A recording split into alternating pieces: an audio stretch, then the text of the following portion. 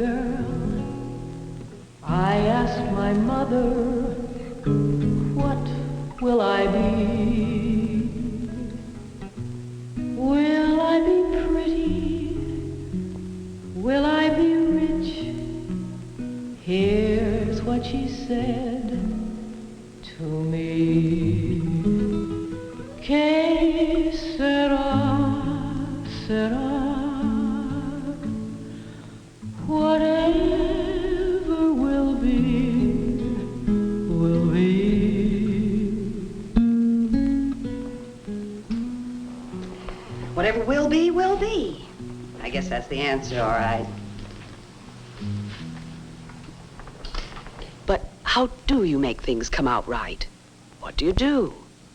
Believe me, it's something to think about. What was it that Hamlet said?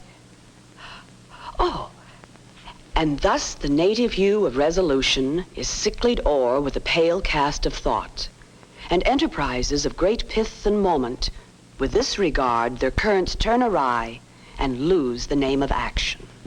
Action. I guess he's right. Don't forget. Oh, I know, dear. You're always doing that. I never know whether to listen or not. Well, to listen or not to listen, that's the question. Now, that isn't so silly as it sounds. I wonder what would happen if everyone in the world began to listen, really to pay attention to everything. I'll bet they'd get a lot more out of life. To be or not to be, that is the question. Whether it is nobler in the mind to suffer the slings and arrows,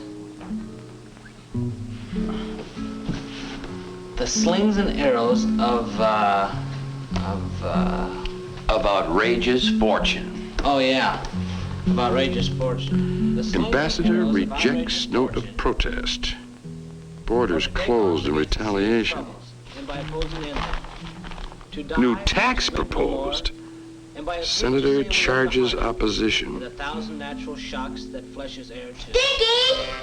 Dinky, you come back here!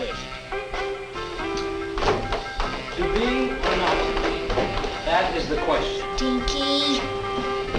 Whether it is nobler in the mind to suffer the slings and the arrows of outrageous fortune, Dinky, But why to take don't arms you pay against the sea of attention to troubles. me? You know you're not allowed in here. Now, Patricia, I've told you 100 times to turn your radio down when you're not in your room studying. Now, I Oh, can't... Daddy! that is the question. Go on, Stinky. Come on, let's go upstairs. I told you, John, never to try and run away. Whether it is nobler in mind to suffer the slings and the arrows of outrageous fortune, or to take arms against the sea of troubles. To be or not to be, that is the question. Oh, baby, baby, what am I going to do with you? You can't take care of yourself without my help. If you were a real skunk, it'd be different. But we have to have you civilized so you can come and live with us. So, Stinky baby, you're just going to have to learn to stay inside. Well, you have friends. Don't ever go outside without your leash. And me, to keep you safe. You wouldn't want to be dead, would you? To die to sleep no more, and by a sleep to say we end the heartache.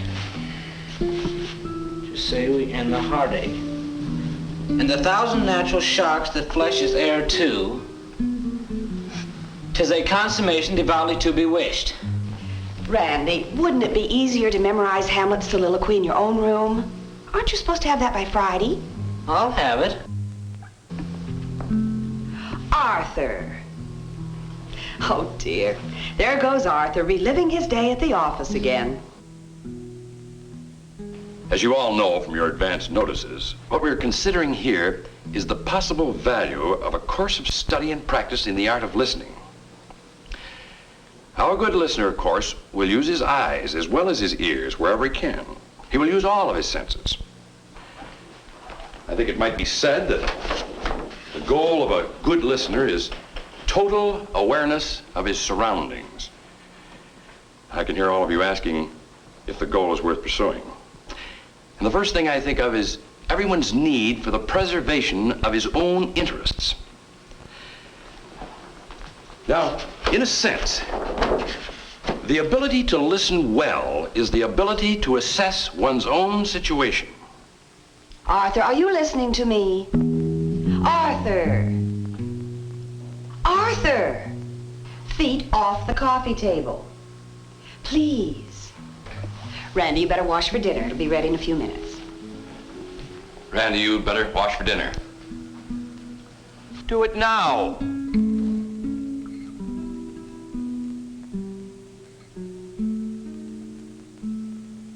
Teaching cannot be accomplished. Learning cannot be done.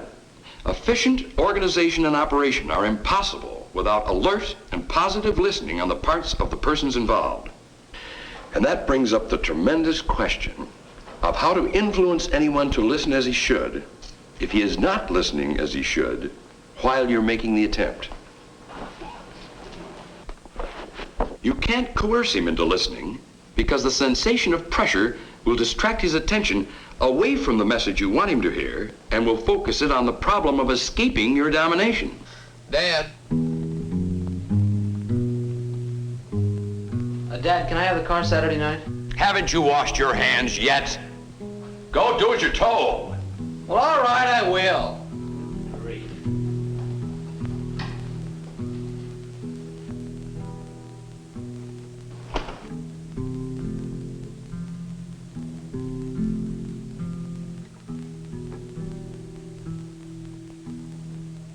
One way to strengthen an organization is to gain listeners who do not feel pressed to listen, but who are going along under their own power, able to lead themselves, and are wanting to listen in order to prosper in and with the organization.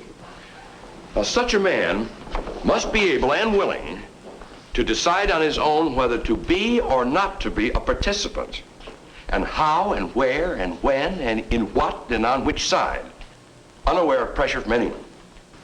For a man to succeed under such circumstances, he must retain at all times the characteristic of a good listener, a total awareness of his true surroundings. Arthur!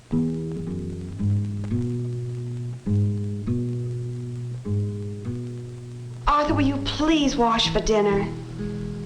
Randy, haven't you washed yet? I'm putting dinner on. Patricia!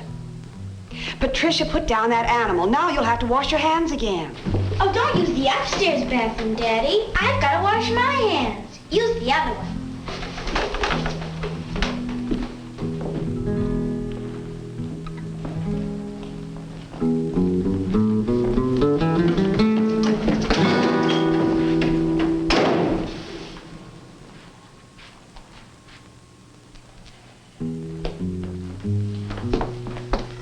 Arthur, I've told you 100 times, don't wash your hands at the sink.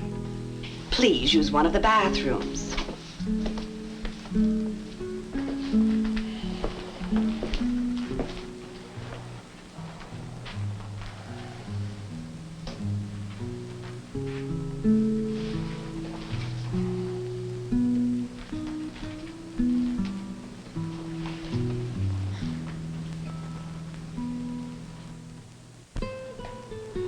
Now perhaps you have begun to see the importance of listening as a goal, bearing as directly as it does on the subject of the individual's welfare within an organization.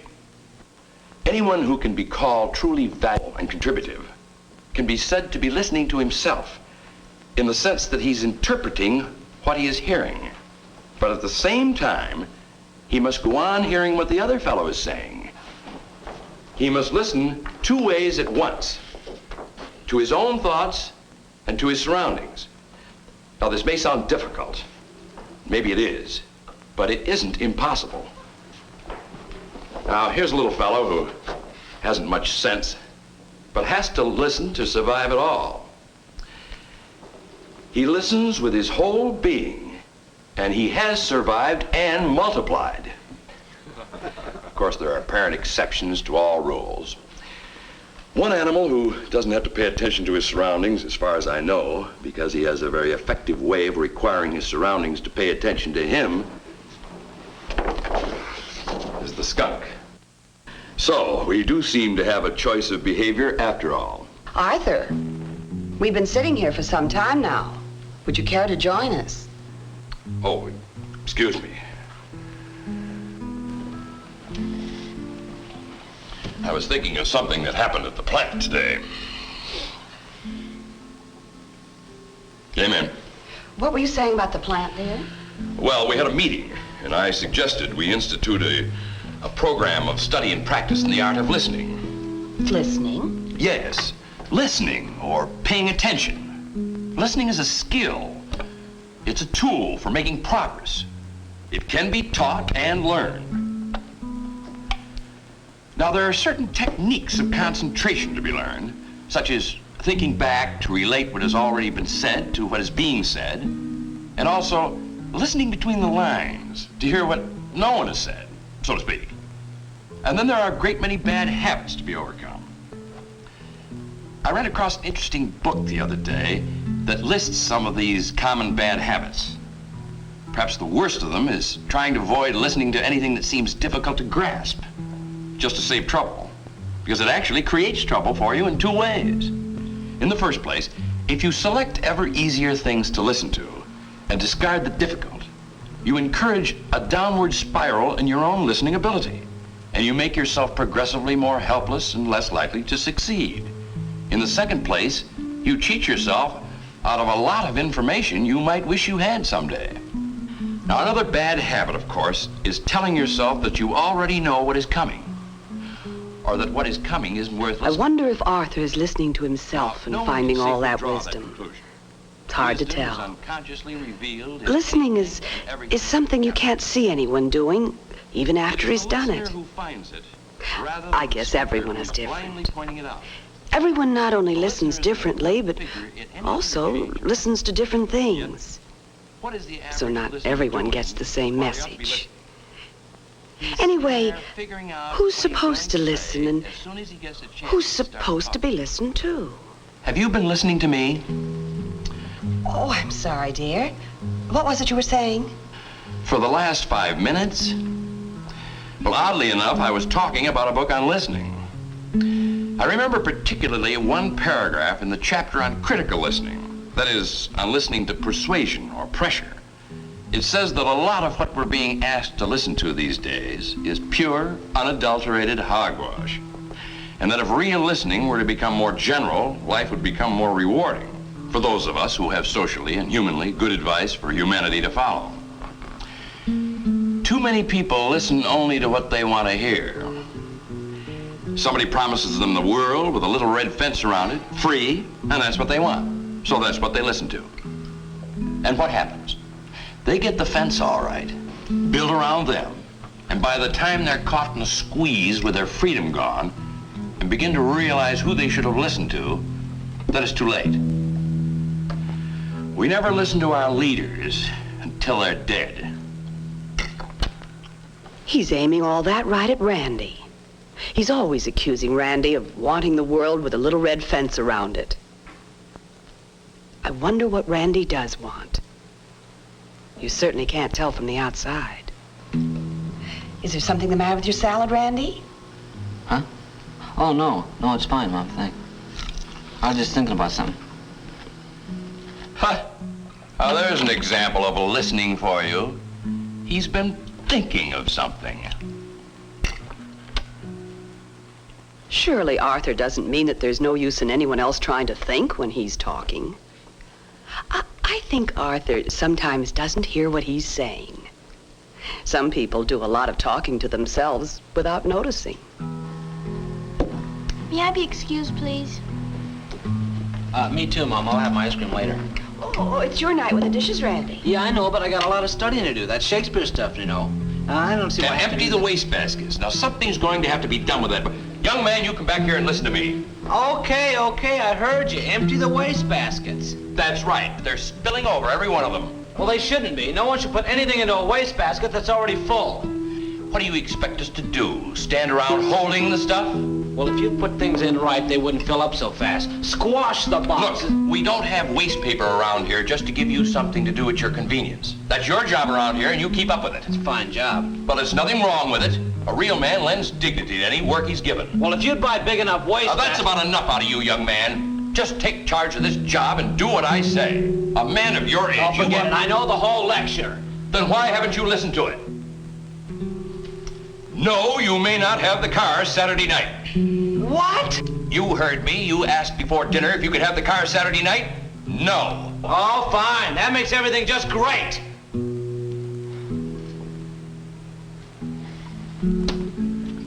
Leave the room.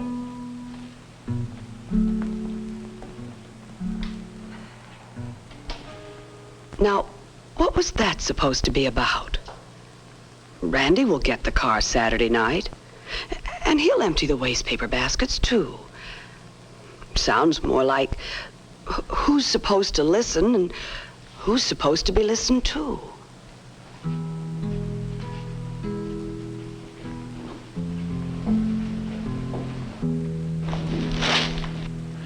Colonel loses command after private complaints of mistreatment. Congressman says threat from within is greater than threat from without. Oh, you can say that again.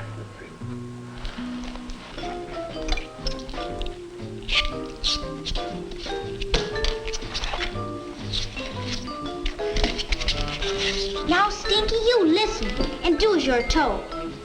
I have to be firm with you for your own good. You don't understand these things. And besides, I have to finish my geography lesson. You stay there now. Be good.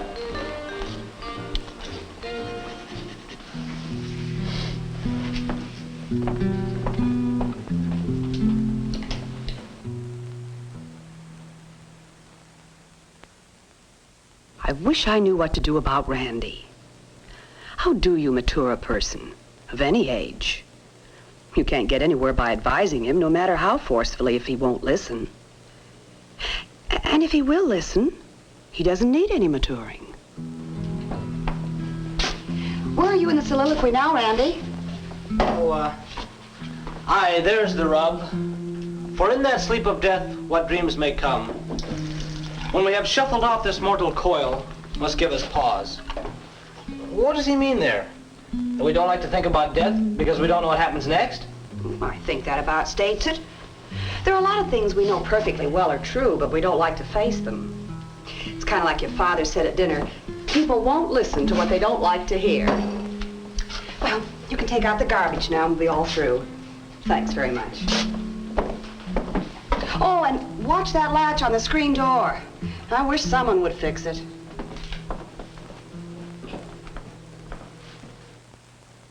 What's it like to be a skunk, Stinky? I wish you could tell me. To be real close to the ground, where you can see everything. Underneath logs and things.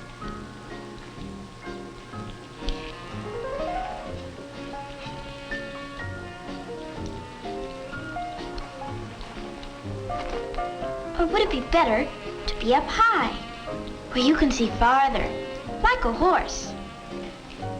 I think it would be fun to be up high. Of course, I wouldn't want to be a horse, but I'd like to have one. But Daddy won't listen to me. We could board him, maybe. But Daddy says he isn't going to spend his money that way. That's the way he is. He won't spend money foolishly, only if he can see it getting us somewhere. Oh, Stinky, I wish you could talk. You don't say a word. You might as well not be there. There's the respect that makes calamity of so long life. For who would bear the whips and scorns of time?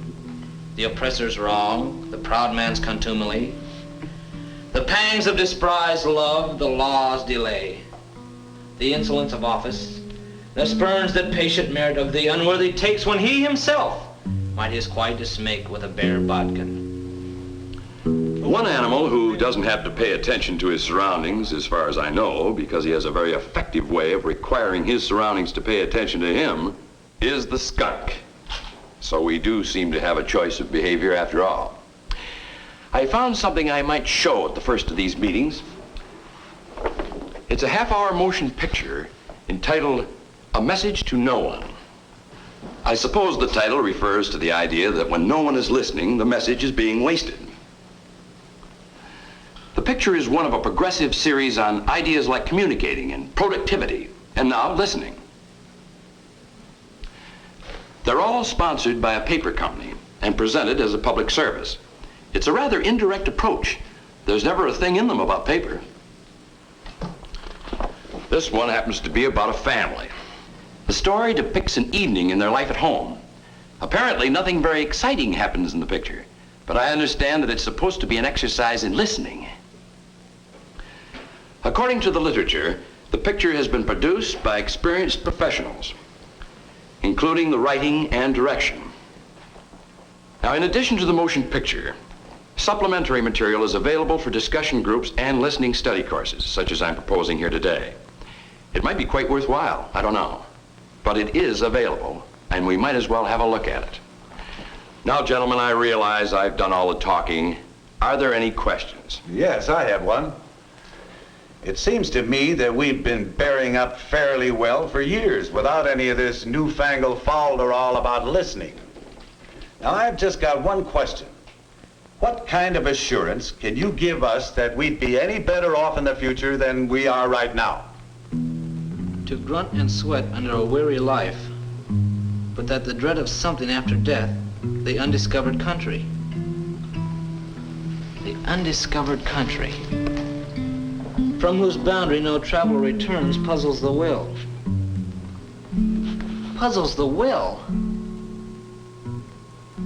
To grunt and sweat under a weary life, but that the dread of something after death, the undiscovered country, from whose boundary no travel returns, puzzles the will, and makes us rather bear those ills we have than fly to others that we know not of. Well, what's he waiting for? Randy, you're not suggesting that Hamlet or anyone commits suicide. That's what he's talking about. No, but all he does is talk. He doesn't do anything. How's he gonna get anywhere that way? Well, read on. Thus conscience does make cowards of us all. Hey, that's just what I said. You know, I'm starting to dig this stuff. And thus the native hue of resolution is sicklied o'er by the pale cast of thought. My very words, Mom. Where's Stinky? He's not upstairs. He had to come through the living room. Didn't anyone see him? Oh, Daddy, you did see him, and you didn't even notice. Listen.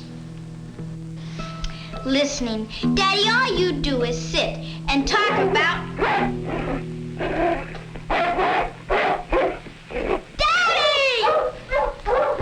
They're under Stinky! The screen door. Who left it open? Well, stay shut. Why didn't you fix that latch? Stinky! Stinky, Tricia, honey! Daddy, don't let them get him! Don't let them! They'll get him! They'll get him! He can't do anything! Come here, Dad. I hate them! We've killed him! He can't run! Oh, Patricia, honey, listen to me. You don't know. Well, they might be able to. They might even. Oh, honey, please don't cry.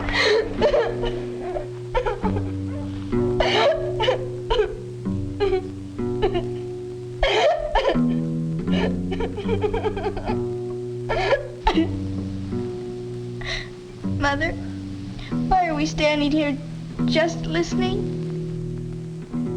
Listening?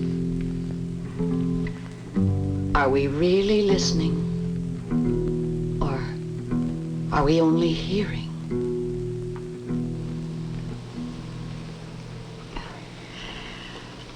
Shall we go out?